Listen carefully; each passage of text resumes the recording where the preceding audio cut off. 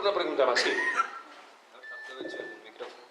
No, decían que además del chino, además de que tenía un chino como vecino, decían también que el chino no apagaba las heladeras a la noche, digo, como comentario que se hacen de los chinos en el supermercado.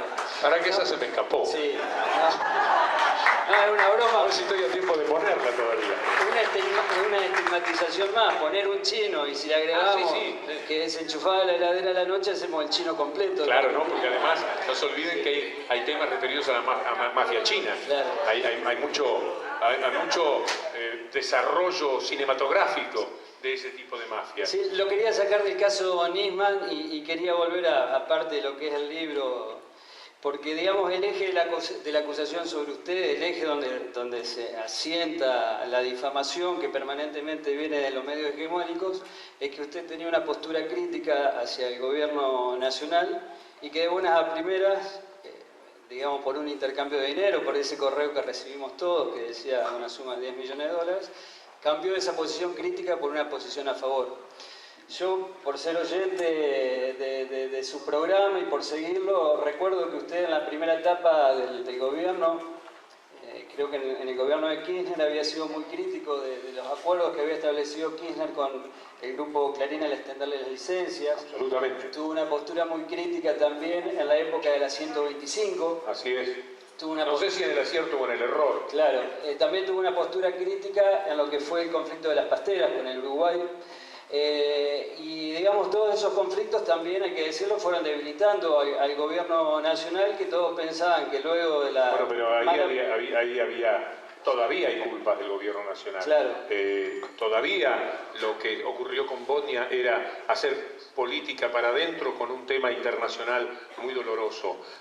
No voy a entrar en ese tema. Pero para cerrarle la pregunta, digamos, en ese momento el gobierno queda muy debilitado, tiene una elección, una baja performance en el 2009, y antes de esa elección en 2009 y después comienza a tomar decisiones que tienen que ver con la presencia activa del Estado, recuperando las FJP, recuperando las jubilaciones para el Estado. Esto son los últimos meses del 2008. Claro, empieza a debatirse la ley de medios. Recuerdo también lo que fue el fútbol para todos, es decir, ese gobierno que todos pensaban que iba a retroceder, termina tomando como la iniciativa. Nosotros mi pregunta, para cerrarlo, disculpe que lo interrumpa, es qué lectura hace usted también de esas posturas críticas que estuvo en algún momento y que también, y que después fueron posturas a favor de determinadas medidas, que es la base que sustentan quienes lo atacan, digamos, para difamarlo y que también apuntan al sentido común de la gente que no tiene elementos muchas veces para informarse por el apuro. Entonces, bueno, la idea era esa. Vamos a ir desde hoy para atrás. Acabo de discrepar fuertemente con la presidenta, con todo respeto. Ellos, para perjudicarme, hasta promocionaron la discrepancia. Dije, discrepo profundamente con la presidenta de la República, porque el gobierno dijo que esto era un crimen y yo me mantuve en la idea de que era un suicidio. Si en el tema más espinoso que se pueda dar de toda la historia reciente, por lo menos que hemos vivido en la Argentina, yo me permito estar contra el gobierno, es porque cada vez que tenga que estar contra el gobierno, lo voy a hacer.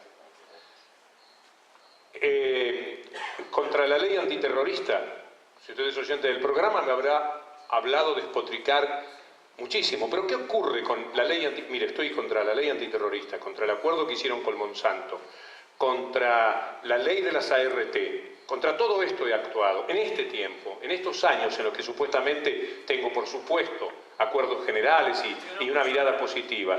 Pero sobre todo, y por encima soy un tremendo crítico de que el gobierno nacional no auspicie con una mujer como presidenta la despenalización del aborto.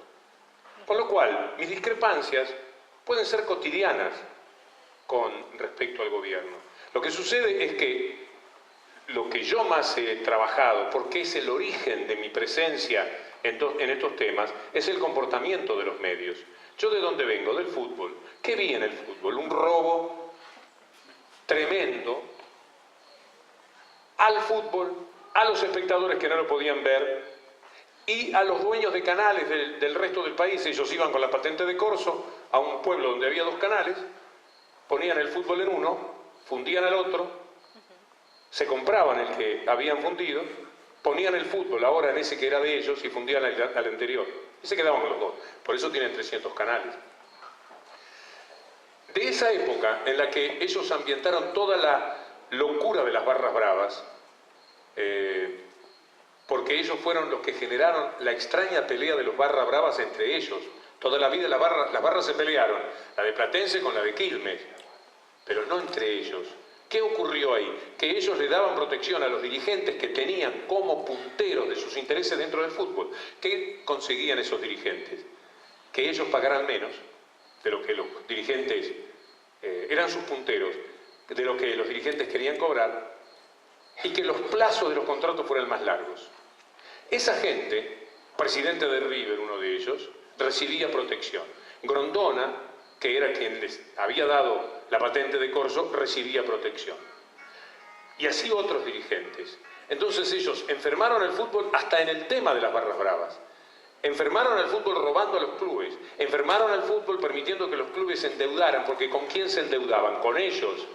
¿Y quién es el dueño de la vida de un club de fútbol cuando tiene deuda? De cualquiera de nosotros. Cuando nos endeudamos hay alguien que pasa a ser el que nos dice lo que tenemos que hacer, porque es nuestro acreedor. Esto ocurre también, hay que trasladarlo también a los países, algo que se ha perdido de vista, el criterio soberano, que antes de la 125 a mí me tenía muy a favor de lo que había hecho el gobierno. Uno va y viene con los gobiernos, porque los gobiernos hacen cosas buenas y malas todos los días.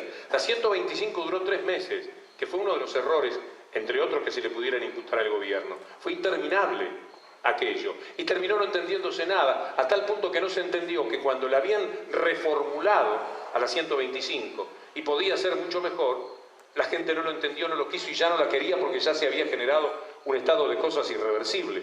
Pero toda la vida con el gobierno uno va y viene. Le pongo un ejemplo no de hace 10 años, le pongo un ejemplo de esta semana que pasó respecto a la capacidad de discusión que se puede tener frente a un gobierno. Yo soy un hombre extraordinariamente libre. De lo único que soy habitualmente víctima de mi libertad. Eso téngalo por seguro. Ahora bien, eran otras contingencias también las que existían respecto a algunos elementos que se mencionaban sobre el gobierno, que eran los referidos a la corrupción. La contingencia del año 2008 era, para poner un ejemplo, Skanska, la ONCA, los 500 millones de Santa Cruz, la presidenta comprándose joyas en una reunión de la FAO en Roma, con una frivolidad insoportable. ¿Quién no advertido en el 2008 de lo que ahora sí estamos advertidos podía pensar que ese era un posicionamiento mentiroso, que eran infamias? Eran infamias. Entonces, lo que ocurrió es que cuando se habla de corrupción, por lo menos en mi caso, aprendí a levantar las defensas y a mirar mucho más por mí mismo y a evitar que me marquen la agenda, porque cuando marcaron la agenda hicieron creer que todo eso era una corrupción que después el tiempo demostró que no era tal. Lo de Skanska, señalado como la peor corrupción que se había vivido en el país y que lo hubiera sido por el volumen que tenía, terminó con 25 peritos de la Corte Suprema y una Cámara. Las cámaras pueden ser manejables, pero 25 peritos de la Corte Suprema diciendo que era un delito entre privados. ¿Qué más hay para discutir? Entonces, si los elementos contingentes, porque yo estoy hablando por las contingencias en este momento que genera el caso Nisman, es otra contingencia si aparece alguien y dice yo lo maté y da pruebas de que lo maté. Pero si no, uno se refugia en sus temores y en sus miedos y en sus pudores, que eso no está tan mal, y no dice absolutamente nada de lo que tiene como un grito en el corazón. Mucho más porque en el caso Nisman el tema excede lo que es una dolorosa historia. El tema se refiere a una tarea persistente, obsesiva, perversa, mentirosa, canalla, golpista, de quienes pretenden ir contra un gobierno como una forma de ir contra una forma de vida. que estos países quieren y que yo creo, equivocado o no, que es lo que se merece. Bueno, muchas gracias.